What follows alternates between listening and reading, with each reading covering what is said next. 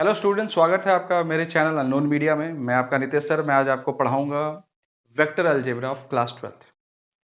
Board exams एकदम करीब है, तो अगर ये वीडियो आप पूरा देख लेते हो तो वेक्टर अलजेब्रा के बोर्ड के सारे क्वेश्चंस आराम से कर पाओ। तो शुरू करते हैं वन बाय वन कि वेक्टर क्या होता है, स्केलर क्या होता है, वेक्टर कितने प्रकार के होते हैं। फिर आगे चल के पढ़ोगे direction ratio, direction cosine, projection of vector.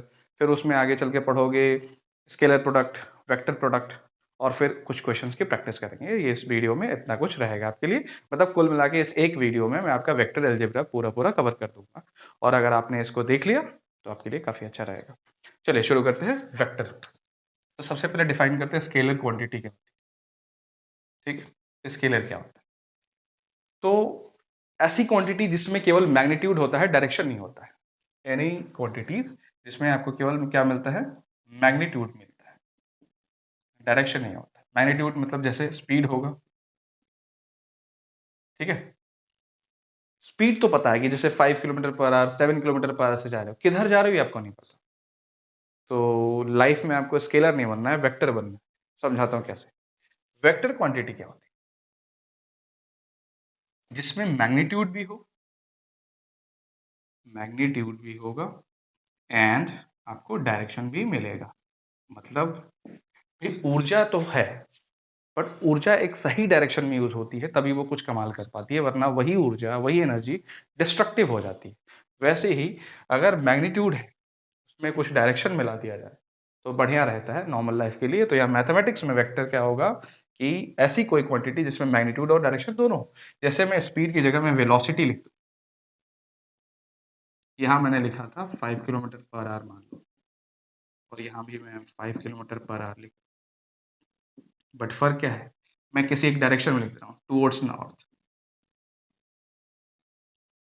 North की तरफ 5 किलोमीटर पर आवर से कोई चीज बढ़ रहा है, इसका मतलब वो हो गया वेक्टर।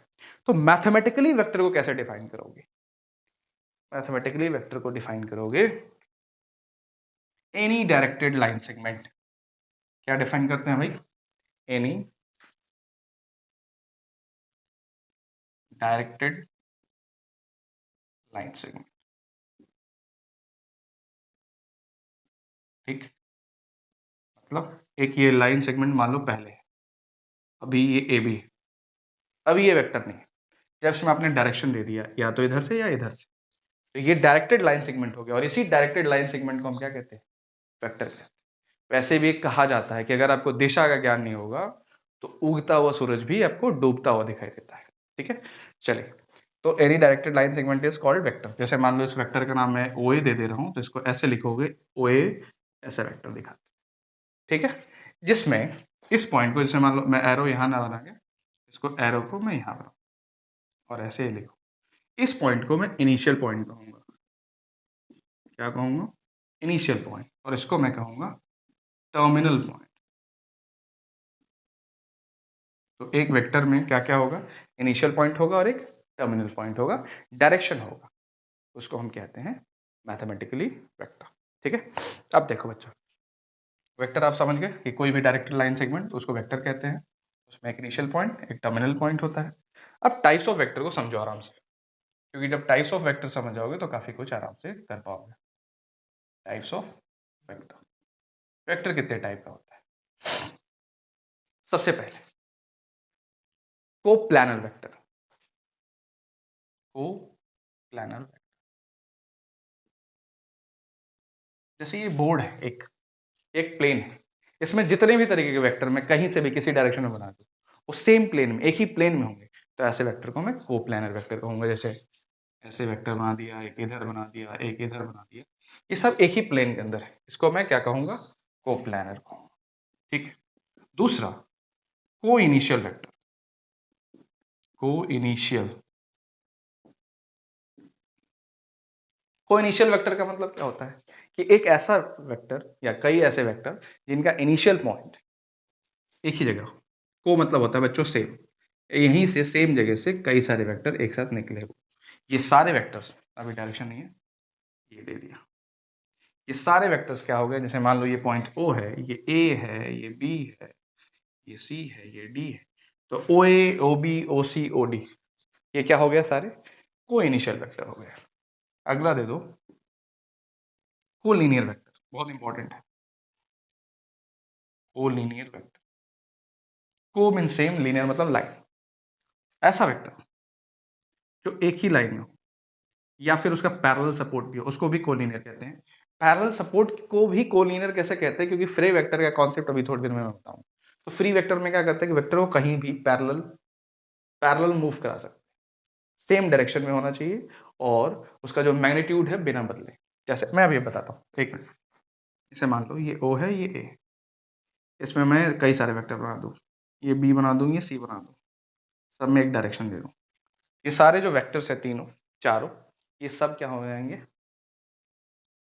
कोलिनियर वेक्टर हो गया। अगर कोई वेक्टर यहाँ भी है तो ये भी कोलिनियर है, क्योंकि इसको उठा के मैं यहाँ पे लगा सकता हूँ या फिर मैं इधर लगा सकता हूँ बिना डायरेक्शन बदले।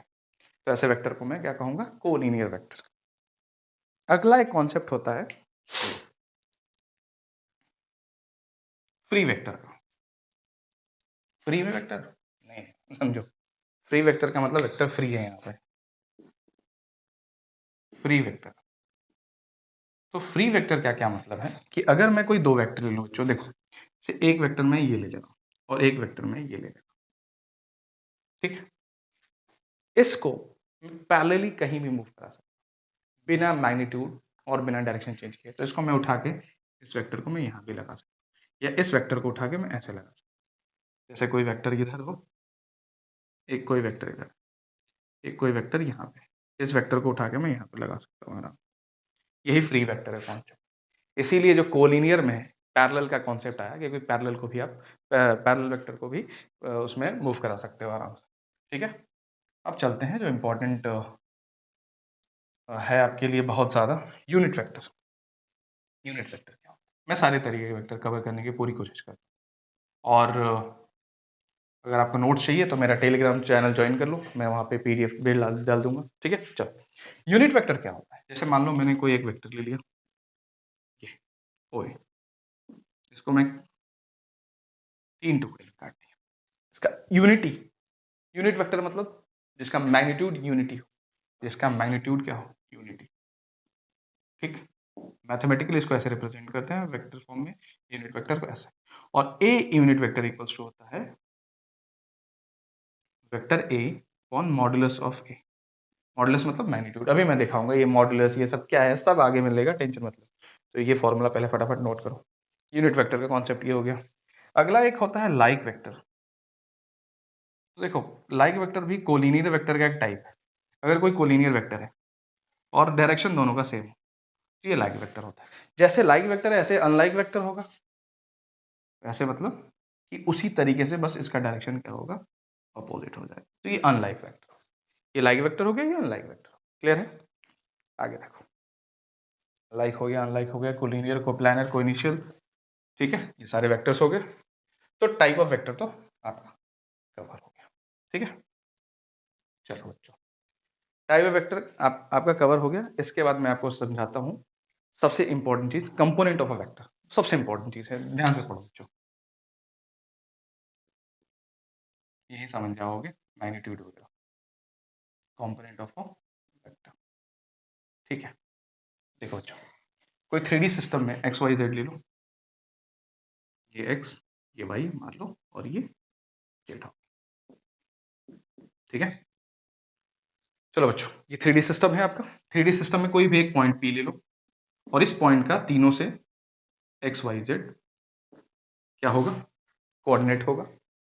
एक्स से एक्स एक्सिस से एक्स दूरी, वाई एक्सिस से वाई दूरी, जेड एक्सिस से जेड दूरी। 3D में है, इमेजिन करना पड़ता है थोड़ा सा इसको, ठीक है? तो मैं इसका पोजीशन वेक्टर लिखूंगा इस पॉइंट का।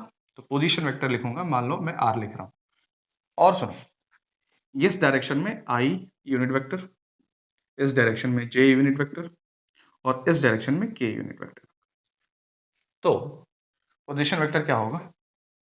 X I plus Y J plus Z के। क्लियर है? ये हो गया पोजीशन वेक्टर, ठीक? कंपोनेंट फॉर्म में है तो इसको मैंने पोजीशन वेक्टर बना दिया। अब इसका मैग्नीट्यूड निकालना हो, मान लो मॉडुलस ऑफ आर, जब मैं वहां पे मॉडुलस ऑफ ए लिखा था वैसे ही निकल जाएगा। मॉडुलस ऑफ आर क्या करते हैं कि सबके कोफिशिएंट का स्क्वायर करके ऐड कर दो, एक्स का स्क्वायर प्लस वाई का स्क्वायर प्लस जेड का स्क्वायर। अगर मान लो 2D में ना होके 3D में ना होके 2D में होता तो एक्स और वाई होता, तो यहाँ पे x square plus y square लिखा। क्लियर हो गया? ये हो गया क्या? Component of a vector. अब सुनो, ऐसे ही प्रोजेक्शन होता है, प्रोजेक्शन वेक्टर। अच्छा, सेक्शन फॉर्मूला भी मैं आपके लिए लिख देता हूँ, वैसे तो कोई टफ चीज़ नहीं है, क्लास 10th में आपने कोऑर्डिनेट ज्योमेट्री पढ़ा होगा, वहाँ पे भी है सेक्शन फॉर्मूला, बट मैं यहाँ पे 3D सिस्टम में सेक्शन फॉर्मूला लिख दे रहा हूँ आपके लिए।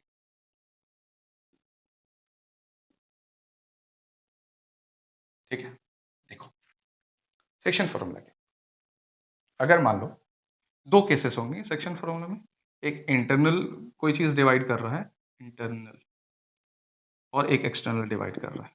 ये क्लास 11th में भी आपने पढ़ा 3D में, ठीक, अरे कोऑर्डिनेट ज्योमेट्री में, सॉरी। इंटरनल एक्सटर्नल का केस दो होगा। अगर मैं आपको इंटरनल का केस में निकालना है तो हो जाता है एम बी प्लस यहाँ पे n a upon m plus n. ठीक, एम और एन के रेशियो में डिवाइड होता है वो ए और बी। ठीक है, एक्सटर्नल का केस होगा, बस यहाँ पे बेटा माइनस लगा देना, कुछ नहीं, और कोई डिफरेंस नहीं, m b minus n a upon m minus n. बस ये हो गया आपका सेक्शन फॉर्मूला। अब मैं आपको प्रोजेक्शन ऑफ वेक्टर बताता हूँ, फिर क्वेश्चन की प्रैक्टिस कराता हूँ, डोंट वरी, मैं सब कुछ कराऊंगा, आप आराम से देखते जाओ। ठीक है, प्रोजेक्शन का मतलब क्या होता है पहले समझो। Projection of vector B on A या ए ऑन बी कैसे निकलेगा? देखो, ये वेक्टर मान लो एक ए और ये कोई वेक्टर बी है, ये वेक्टर बी है और ये वेक्टर ए। प्रोजेक्शन का मतलब होता है छाया। अगर मान लो इधर सूरज हो और इसकी छाया ए पे कितनी बनेगी, मान लो इधर कहीं सूरज हो, ठीक है, इमेजिन करिए, छाया तभी तो पता चलेगा। इधर कहीं सूरज हो, वहां से रोशनी आएगी, तो ये रिफ्लेक्ट होने के बाद इसका इसका इसकी छाया इस पे कितनी बनेगी, वो प्रोजेक्शन होता है, प्रोजेक्शन वेक्टर होता है। उसको निकालते कैसे हैं? अगर बी वन नहीं निकाल रहे हो तो आप निकालना होता है A dot B, vector A dot B upon modulus of A. ठीक है, ए डॉट बी क्या होता है, डॉट प्रोडक्ट से मैं बताऊंगा अभी आपको, डॉट प्रोडक्ट जब मैं पढ़ाऊंगा तो मैं बताऊंगा ए डॉट बी कैसे निकालते हैं या ए क्रॉस बी कैसे निकालते हैं। बस अभी नोट करते चलो, क्वेश्चन भी करेंगे। तो अगर बी ऑन ए है तो ये हो गया, और ए ऑन बी कहेगा तो बस बच्चों जिस पे वो प्रोजेक्शन पढ़ रहा है उसको नीचे लिख देना। यहाँ पे क्या लिखोगे, वेक्टर ए डॉट का vector B on modulus of b, जिस पे कह रहा है प्रोजेक्शन वो नीचे आ जाएगा। मॉडुलस का मतलब अभी मैंने निकाल के दिखाया, स्क्वायर कंपोनेंट का स्क्वायर करके जोड़ दो। डॉट प्रोडक्ट कैसे निकलेगा ये भी मैं थोड़ी देर में बताता हूँ, डिटेल में बताता हूँ। ठीक है, कुछ क्वेश्चन करा जाए, देखा जाए कैसे निकलेगा क्या कुछ। चलिए,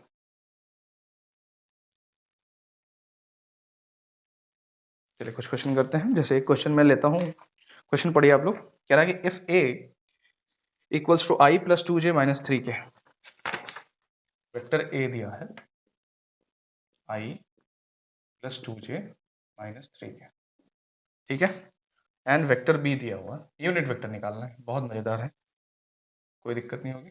to i plus three j plus k, ठीक है। If a equals to vector a equals to this, vector b equals to this, find a unit vector in the direction of a plus b. a plus b, vector a plus b के direction में कोई आपको unit vector निकालना है। तो देखो बच्चों, जिसके भी डायरेक्शन में यूनिट वेक्टर निकालना, पहले वो वेक्टर निकालो। जैसे a प्लस बी के डायरेक्शन में कह रहा है तो a प्लस बी मैंने निकालो। अच्छा, अब सोच रहे हो सर जोड़ेंगे कैसे? कोई बड़ी बात नहीं है जोड़ना, सिंपली i के कंपोनेंट को i के साथ जोड़ दो, j का j के साथ और k को k के साथ जोड़ दो।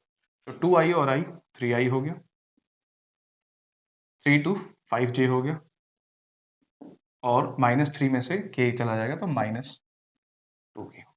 ये आपका a प्लस बी कोई एक वेक्टर आ गया।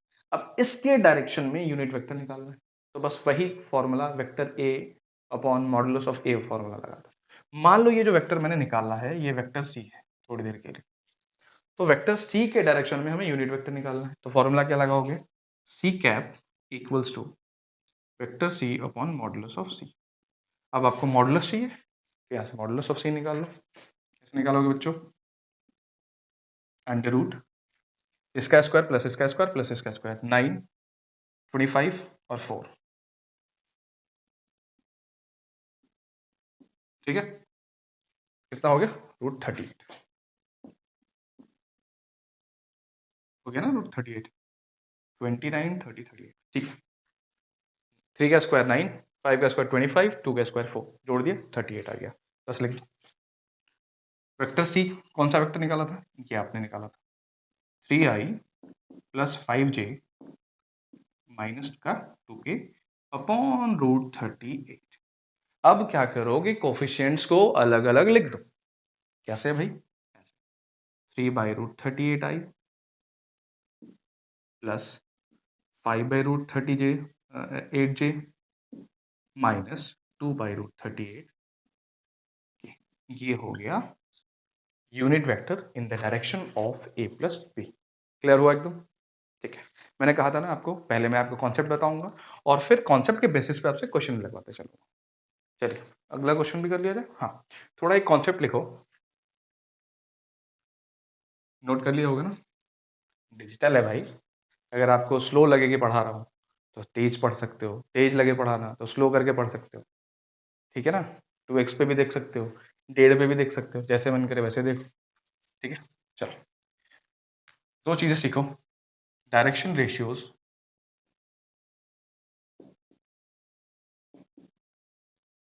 And direction cosines.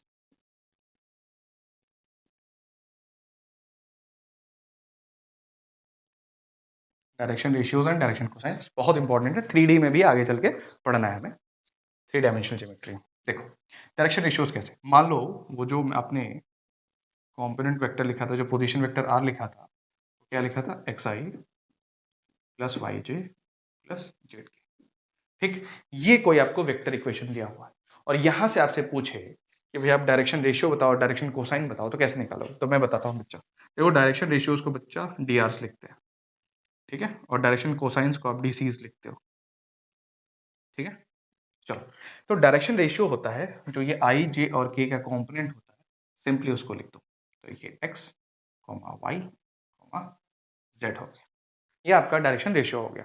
Direction cosine ये होता है कि इनको जैसे यूनिट वेक्टर निकालते थे ना अलग अलग करके, तो जो रेशियो निकल निकल के आता था यूनिट वेक्टर में, अभी जस्ट निकल के जो हमने निकाला, वही उसका डायरेक्शन कोसाइन होता है। जैसे जैसे वेक्टर x, इसका x का निकालना है तो x upon under root x square plus y square plus z square, वैसे ही y का वही अपॉन, सिमिलर सा एकदम, और z का वैसे ही क्या हो जाएगा? X square plus y square plus z square.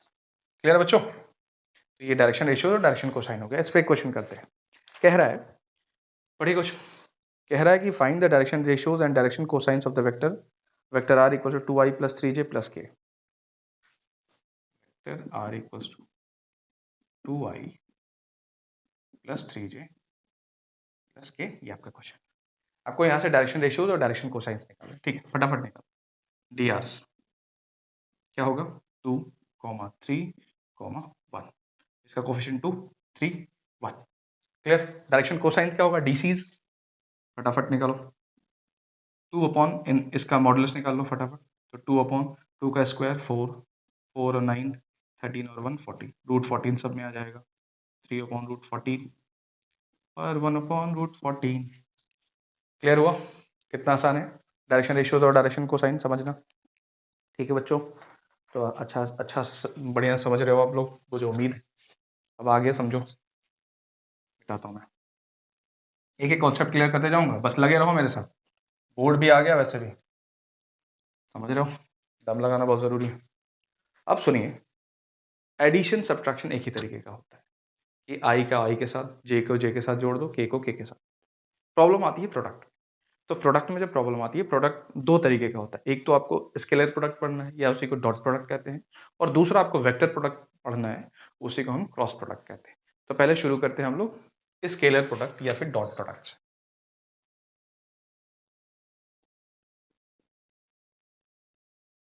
Scalar product या फिर इसी को कहते हैं डॉट प्रोडक्ट। चलिए देखो कैसे, लिखते कैसे हैं? मान लो दो वेक्टर है, एक वेक्टर ए है और एक वेक्टर बी है। इसका डॉट प्रोडक्ट कैसे लिखोगे? ए डॉट बी, और ए डॉट बी होता है modulus of a modulus of b cos theta. A dot b होता है modulus of a modulus of b cos theta. अब सुनो, कौन सा प्रोडक्ट है? स्केलर प्रोडक्ट, डायरेक्शन नहीं होगा, स्केलर है। आप बचपन से लिखते आ रहे हो डॉट, आपको बस पता नहीं है। ठीक है, चलो अब इसकी थोड़ी सी प्रॉपर्टीज देख लेते हैं, कौन कौन सी प्रॉपर्टीज होती है। ठीक है, और प्रॉपर्टी देखो, पहले थीटा को चेंज करके देख लेते हैं। पहला तो थीटा इक्वल्स टू 0, दूसरा थीटा इक्वल्स टू पाई ले लो, पाई बाई 2 ले लो, और तीसरा थीटा इक्वल्स टू पाई लेके चेक करो। अगर 0 है, cos 0 की वैल्यू आपको पता है 1 होता है, तो a डॉट बी ऐसे केस में क्या हो जाएगा? Equals to modulus of a into modulus of b हो जाएगा बच्चों। दूसरा, अगर थीटा पाई बाई 2 है, आपको पता है cos 90 क्या होता है? 0 होता है, तो 0 हो गया तो ये भी पूरा पूरा 0 हो जाएगा। मतलब ऐसे केस में आपका a डॉट बी 0 हो जाता है। यानी अगर दो ऐसे वेक्टर्स को कैसा दिखाना हो, 90 पे परपेंडिकुलर दिखाना हो, यानी ये दोनों एक दूसरे के क्या होंगे? परपेंडिकुलर होंगे। क्लियर हो गया? तीसरा, थीटा इक्वल्स टू पाई है, तो पाई रखिए, पाई की वैल्यू कितनी होती है? Cos pi -1। तो ए डॉट बी ऐसे केस में कितना हो जाएगा बच्चों? Minus of a b. Clear हुआ? ठीक है बच्चों, एक चीज़ और ध्यान रखो, जैसा कि आपको जानते हो कि स्केलर प्रोडक्ट जो होता है या डॉट प्रोडक्ट, ये एक तरीके से स्केलर क्वांटिटी है, तरीके से क्या है ही। तो ऐसे केस में ए डॉट बी की वैल्यू कहो या बी डॉट ए की वैल्यू कहो, सेम होता है। मतलब आप ये चीज़ मेंशन करके लिख सकते हो कि a dot b is equals to b dot a, कोई दिक्कत नहीं। बट स्केलर प्रोडक्ट में ऐसा नहीं होगा, मैं बताऊंगा, क्योंकि वहाँ पे डायरेक्शन होता है। ठीक है, कुछ प्रॉपर्टीज और देखते हैं, नोट करिए, फटाफट नोट करते रहो। अगली प्रॉपर्टी देखो बच्चों, मान लो मैं दूसरी प्रॉपर्टी इसको ले लेता हूँ।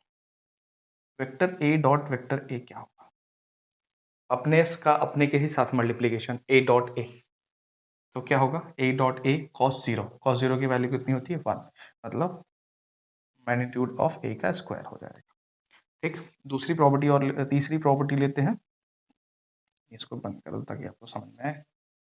ठीक है, तीसरा ले लो, मान लो ए प्लस बी का होल स्क्वायर, ऐसा।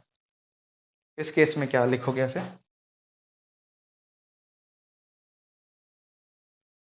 क्या मैं ऐसे लिख सकता हूं? A plus B dot A plus B, और इसको खोल दो, तो vector A dot vector A plus vector B dot vector B plus 2 times of vector A into vector B. तो क्या मैं ऐसे लिखूं? वेक्टर ए का स्क्वायर प्लस वेक्टर बी का square plus 2 times of vector A into vector B. ठीक है, अगर यहाँ पे माइनस है तो यहाँ पे माइनस लगा दो, यहाँ पे माइनस तो यहाँ भी माइनस, यहाँ भी माइनस तो यहाँ पे माइनस। क्लियर हो गया बच्चों? ठीक है, एक ये वाला भी लिख लो, लिख ही रहे हो तो, चौथी प्रॉपर्टी बना के कि वेक्टर ए प्लस बी और दूसरे में dot vector a minus b. अरे a plus b a minus b, a square minus b square वाला फॉर्मूला पहले पढ़ा होगा, बस वेक्टर फॉर्म में यहाँ पे लिखना है। तो ये हो गया वेक्टर ए का स्क्वायर माइनस वेक्टर बी का स्क्वायर। क्लियर हो गया? ये कुछ प्रॉपर्टीज है। ठीक है, अच्छा ये प्रॉपर्टीज तो ऐसे हो गया। अब कॉम्पोनेंट फॉर्म में आई जे के फॉर्म में भी कुछ चीज़ें सीखो यहाँ पे, बहुत इंपॉर्टेंट है, क्योंकि वहीं से क्वेश्चन पूछा जाता है। नोट करिए फटाफट, स्क्रीनशॉट लीजिए, जो करना हो करिए। चलो अब देखो बच्चों, क्या करेंगे? आई जे के फॉर्म में लेकर देखते हैं। तो अगली प्रॉपर्टी जो भी है, चौथी थी, ये तो पांचवी ले लो, तीसरी थी तो चौथी ले लो। आई डॉट आई का आई के साथ इक्वल्स टू जे के साथ, या फिर किसी के साथ अगर हो जाए डॉट प्रोडक्ट, तो उसकी वैल्यू आ जाएगी 1। क्लियर है? बढ़िया है। बट अगर आई को जे के साथ मल्टीप्लाई करोगे, या फिर जे को के साथ मल्टीप्लाई करोगे, या फिर के को आई के साथ मल्टीप्लाई करोगे, तो इसकी वैल्यू आएगी 0। मतलब प्रॉपर्टी नंबर 6। क्यों हुआ बच्चों? सोचो, आई डॉट आई, दोनों के बीच का एंगल क्या हुआ? 0, और जब एंगल 0 होता है तो cos 0 की वैल्यू कितनी होती है? 1, तो इसकी वैल्यू। यहाँ पे क्या हुआ? वेक्टर्स कंपोनेंट जो होते हैं ऑर्थोगोनल होते हैं, मतलब म्यूचुअली परपेंडिकुलर होते हैं, सबके बीच में 90 डिग्री बनता है। अगर कॉस 90 डिग्री लोगे, आई डॉट जे, जैसे देखो ना, थोड़ा फील कर लो, ये देखो एक दूसरे के म्यूचुअली परपेंडिकुलर होते हैं, तो इनके बीच में भी 90 डिग्री, इसके बीच में भी 90 डिग्री, इसके बीच में भी 90 डिग्री, तो कॉस 90 की वैल्यू क्या होती है? 0। इस वजह से ये भी समझ में आ रहा है। एक चीज़ और, एक आखिरी प्रॉपर्टी एनालिटिकल फॉर्म, इसी में समझ लो। एनालिटिकल फॉर्म, मान लो दो वेक्टर दिया, एक दिया है ए, वो ये दिया है a1i plus b1j plus c1k। दूसरा वेक्टर बी दिया हुआ है a2i plus b2j plus c2k, और इन दोनों का मल्टीप्लीकेशन निकालना है। तो सिंपल भाषा में a डॉट बी अगर करोगे तो बस कुछ मत करो, जैसे i डॉट आई का 1 होता है और i और j 0 हो जाता है, तो सिंपली क्या हो जाएगा, a1 a2, ऐसे केस में हो जाएगा a1 a2 plus b1 b2 plus c1 c2। इतना आसान है, ये आपका एनालिटिक फॉर्म है। क्लियर हो रहा होगा उम्मीद है। प्रोजेक्शन बता ही दिया था, पहले ही बता दिया था, ए ऑन बी और बी ऑन ए, ठीक है। तो कुल मिला के ये पूरा पूरा मैंने कवर कर लिया आपके लिए स्केलर प्रोडक्ट। क्वेश्चन करें एक, लेट्स गो, एक क्वेश्चन करते हैं, नोट कर लो फटाफट। चलो, तो एक डॉट प्रोडक्ट पे क्वेश्चन की प्रैक्टिस करके देखते हैं कैसा आ रहा है, कि ये कितना समझ में आपको आया। पहले पहले आप क्वेश्चन लिखो, पहले क्वेश्चन लिखो, देखो ध्यान से पढ़ो क्या कह रहा है कि find the angle between the vectors a equals to 3i minus 2j plus k and b equals to i minus j minus 3k। इन दोनों दो वेक्टर्स के बीच का आपको एंगल निकालना है, ठीक है भाई। वेक्टर a दिया हुआ है 3i minus 2j plus k,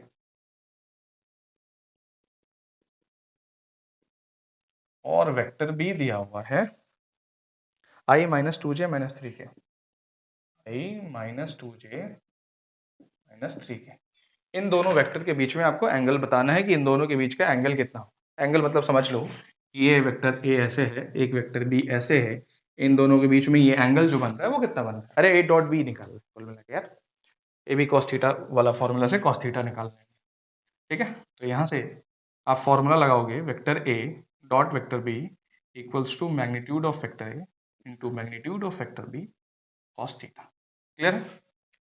अब इधर आप एनालिटिकल फॉर्म लगाओ इस साइड, और इस साइड दोनों के मैग्नीट्यूड को रखो। मैग्नीट्यूड निकालना पता है, कोफिशिएंट को स्क्वायर करके ऐड करो अंडर रूट में, ठीक है। चलो, just do one thing, 3 into 3i into I, 3 हो गया यहाँ पे, ठीक है। -2 इंटू -2 +4 हो गया, ठीक है। और 1 इंटू -3 -3 हो गया। एनालिटिकल फॉर्म इधर लगा दिया आपने, आई का आई के साथ, जे का जे के साथ, के का के के साथ, मल्टीप्लिकेशन 1 होता है, और आई का जे के साथ, जे का के साथ, के का आई के साथ 0 होता है, ठीक है। इसका मैग्नीट्यूड निकालिए, तो मैग्नीट्यूड कैसे निकालोगे, अंडर रूट 3 स्क्वायर 9, 9 4 13 और 1 14, तो कुल मिला के रूट 14 ये आ गया। इसका भी निकालोगे रूट 14 मिल जाएगा आपको, ठीक, कॉस थीटा। ठीक है बच्चों, अब आपको यहाँ से कॉस थीटा मतलब थीटा निकालना है, कॉस थीटा नहीं। तो ये देखो, ये कैंसिल आउट हो गया, और रूट फोर्टीन 14 हो गया, तो अपॉन में भेज दो, तो कॉस थीटा इक्वल्स टू आ गया 4/14, मतलब 2/7। तो आपको कॉस थीटा नहीं थीटा निकालना है, तो थीटा इक्वल्स टू हो जाएगा कॉस इनवर्स 2/7। समझ में आया? कितना आसान था। यही है वेक्टर, वेक्टर अलजेब्रा, ठीक है ना। क्रॉस प्रोडक्ट और डॉट प्रोडक्ट निकालना बहुत ही आसान है, बस आप वेक्टर में क्या करना होता है, क्वेश्चन को पकड़ना होता है, क्या पूछ रहे हैं वो आपसे, ठीक है, ये ध्यान देना जरूरी है। और बेसिक्स में आपको अच्छे से क्लियर करा ही दे रहा हूँ। Let's go for the cross product, और you can say vector product. चलिए, तो हेडिंग डालिए, वेक्टर प्रोडक्ट और क्रॉस प्रोडक्ट।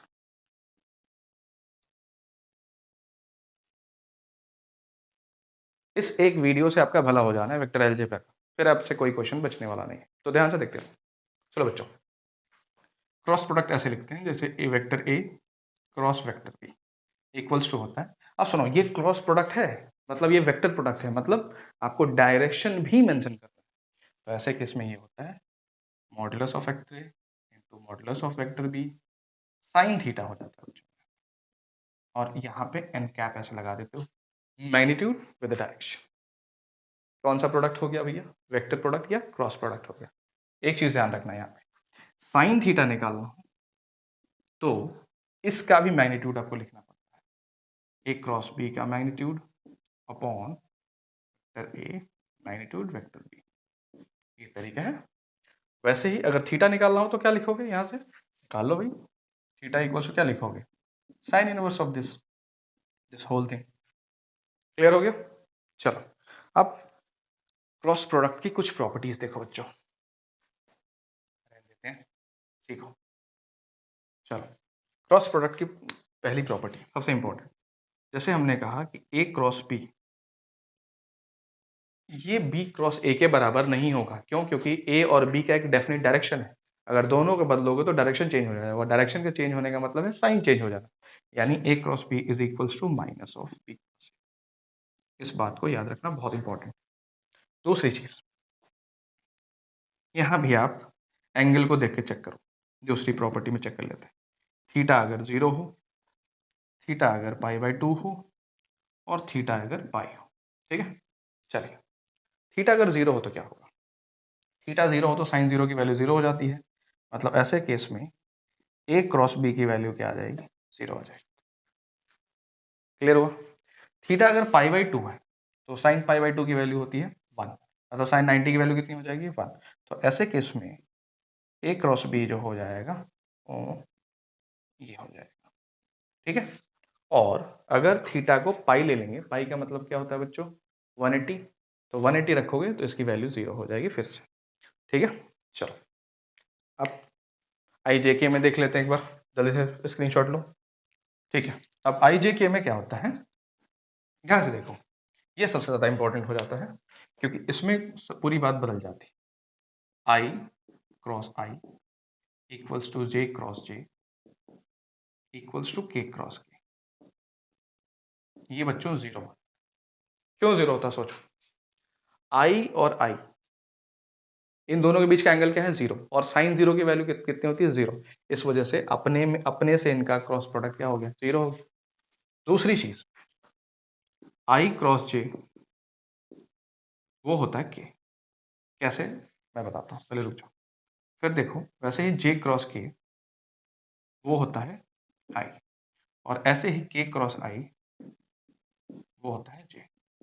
बच्चों यहाँ पे आपको साइक्लिक ऑर्डर फॉलो करना है, मतलब क्या है कि मान लो एक सर्कल है, यहाँ पे आई है, यहाँ पे जे है, और यहाँ पे के है। पहले आप आई टू जे जाओगे, फिर आपको जे टू के आना है, फिर आपको के टू आई आना है। फिर आपके दिमाग में आ रहा होगा कि सर ठीक है, आई टू जे गए तो यहाँ पे के मिल गया, जे टू के गए तो यहाँ पे आई मिल गया, और के टू आई गए तो यहाँ पे क्या मिल गया, जे मिल गया। किसी का मन कर दिया सर कि जे टू आई जाना है तो क्या करेगा, कुछ नहीं करेगा, बस माइनस लगा दो। यहाँ रिवर्स में क्या करना है, माइनस लगा देना है, ए cross B of equals to minus B cross A. वैसे ही आई क्रॉस जे को जे क्रॉस आई लिखेगा तो यहाँ पे माइनस के लिख लेगा, नॉट अ बिग डील, ठीक है। चलो अब यहाँ पे क्रॉस प्रोडक्ट में आपको डिटर्मिनेंट फॉर्म याद करना, समझना बहुत ज़्यादा ज़रूरी। तो डिटर्मिनेंट फॉर्म कैसे लिखते हैं वो भी मैं आपको समझा देता हूँ, पहले ये नोट कर लो, ठीक है। देखो क्या मैं बताना चाह रहा हूँ आपको, क्रॉस प्रोडक्ट में डिटर्मिनेंट फॉर्म कैसे लिखते हैं।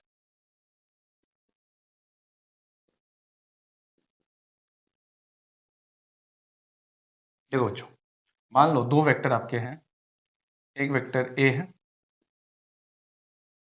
X I plus Y J plus Z K, X one Y one Z one ले लो और वेक्टर बी ले लो X two Y plus Y two J plus Z two K, ठीक। और इनका आपको डिटर्मिनेंट फॉर्म लिखना है, तो कैसे लिखोगे, देखो ध्यान से सुनो, आप ऑलरेडी डिटर्मिनेंट पढ़ चुके हो, मैट्रिसेस एंड डिटर्मिनेंट पढ़ चुके हो, तो फायदा पहुंचेगा। ए क्रॉस बी इक्वल्स टू लिखोगे 3 into 3 का बना लो, ठीक है, 3 रो 3 कॉलम। पहले रो में आप लिखोगे आई जे के, जो कॉम्पोनेंट्स हैं आपके आई जे यूनिट वेक्टर्स, ठीक। दूसरे रो में पहले वाले वेक्टर का कोफिशिएंट्स x1 y1 z1, ठीक। दूसरे वाले में दूसरे वाले के लिख दो x2 y2 और Z2। और जैसे आप मल्टीप्लिकेशन करते हो किसमें, डिटर्मिनेंट में, वैसे भी यहाँ पे निकाल सकते हो। मैं बता देता हूँ कैसे करोगे। ये बात समझ में आ रही कि नहीं आपको आ रही? बहुत सिंपल है। ए क्रॉस बी निकालने के लिए आई जे के लिखो, उसमें ये लिखो। अच्छा, कभी-कभी बच्चों ये होगा कि मान लो ये इक्वेशन में पूरा है, मान लो यहाँ पे Z 0 होता, ना होता, तो यहाँ पे Z की जगह 0 लिख देना। मान लो यहाँ पे ये कॉम्पोनेंट ही ना होता, ये पूरा कॉम्पोनेंट मान लो हटाओ थोड़ी देर के लिए, तो यहाँ पे Z2 की वैल्यू क्या हो जाती? 0 हो जाती। यहाँ पे जो चीज़ नहीं है उसको 0 कर दो, नेगेटिव में है तो नेगेटिव में लिखो, पॉजिटिव में है तो पॉजिटिव में लिखो, नथिंग टू वरी अबाउट। अब चलो यहाँ से आपको कैलकुलेशन करना हो तो कैसे लिखोगे? पहले आप आई लिखो, समझना ध्यान से। आई से मतलब पहला रो और पहला कॉलम बंद कर दो, जो बचा है उसको ऐसे क्रॉस मल्टीप्लाई करके बीच में माइनस लगाना। y1 z2 minus y2 z1। ठीक ठीक, ये प्लस में होता है, ये माइनस में होता है, ये प्लस में होता है। तो यहाँ से तो प्लस आपने लिखा, इसको माइनस में लिखिए, माइनस जी। ठीक, इसको बंद करिए, इसको बंद करिए। x1 z2 minus x1 z2 minus x2 z1। ठीक, प्लस तीसरा के प्लस में होता है, और इसको बंद करो, इससे रो और इसका कॉलम बंद करो। x1 y2 minus x2 y1, x1 y2 minus x2 y1, ये होता है क्रॉस प्रोडक्ट का डिटर्मिनेंट फॉर्म में कैलकुलेशन। इसी से बहुत सारे क्वेश्चन पूछे जाते हैं, तो एक क्वेश्चन हम लोग भी कर लेते हैं, क्या करना है। चलिए,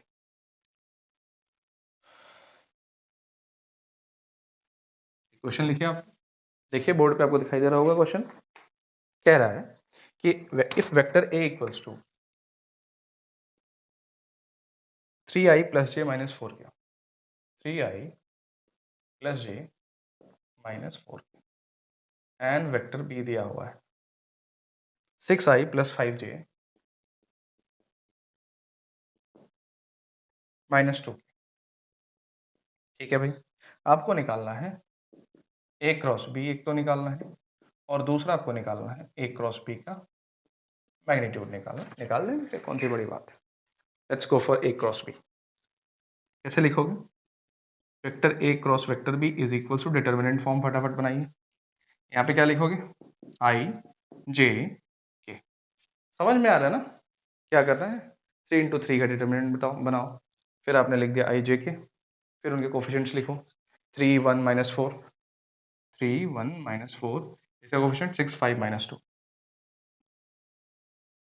कैलकुलेट करो। देखो बच्चों, पहले आई रहने दो, दिया भाई, इसका इससे इसको बंद करो। -2 प्लस 20, कितना बचा? -2 प्लस 20। ठीक है, माइनस जे, आपको पता है बीच वाला, ये प्लस ये माइनस ये प्लस, लिख देता हूँ प्लस माइनस प्लस। ठीक है, मैं जे से बंद करो, कॉलम रो, ये बंद हो गया, ये बंद हो गया। 3 2 ज़ा -6 प्लस 24 प्लस के लिख दिया आपने, के को बंद करिए। 15 माइनस 6 नहीं लिख दिया, सीधे टाइम वेस्ट करने की जरूरत।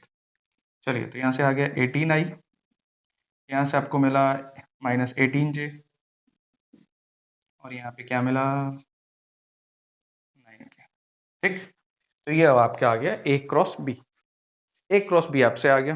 अब आपको निकालना है magnitude of a cross b. कैसे निकालोगे? ए क्रॉस बी का मैग्नीट्यूड, स्क्वायर करो अंडर रूट में। 18 इसका स्क्वायर 324 प्लस 324 प्लस 9, ये आ गया 600।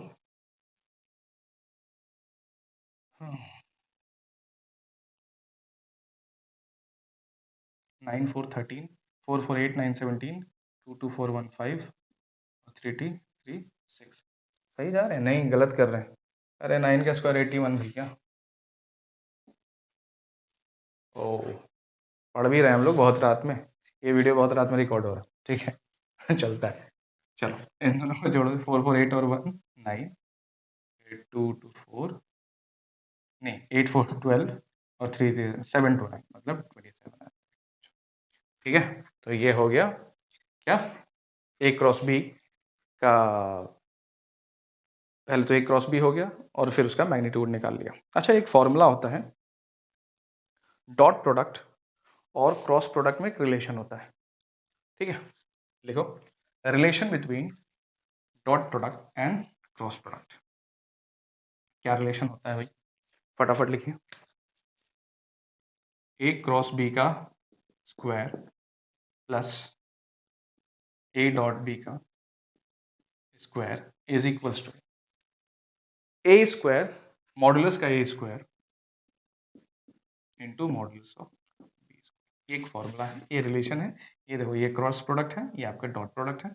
इन दोनों में कभी कभी क्वेश्चन बन जाता है। ठीक है बच्चों, तो मुझे उम्मीद है कि आपको मेरे साथ मजा आया होगा, समझ में बहुत आया होगा। आप बहुत मेहनत कर रहे हैं और बोर्ड आ भी गया तो आपको बहुत मेहनत करना भी चाहिए। ठीक है स्टूडेंट्स, अगर आपको बढ़िया समझ में आया होगा तो ज़रूर बताइएगा, जैसा लगा वैसे ज़रूर बताइएगा। कुछ क्वेरी रह गया हो, कोई क्वेश्चन हो, कोई डाउट हो, ज़रूर बताइएगा। पीडीएफ नोट्स चाहिए तो उसके लिए टेलीग्राम चैनल ज्वाइन कर लो, मैं उसके लिए लिंक दे दूँगा बीच में कमेंट बॉक्स में। ठीक है students, thank you so much.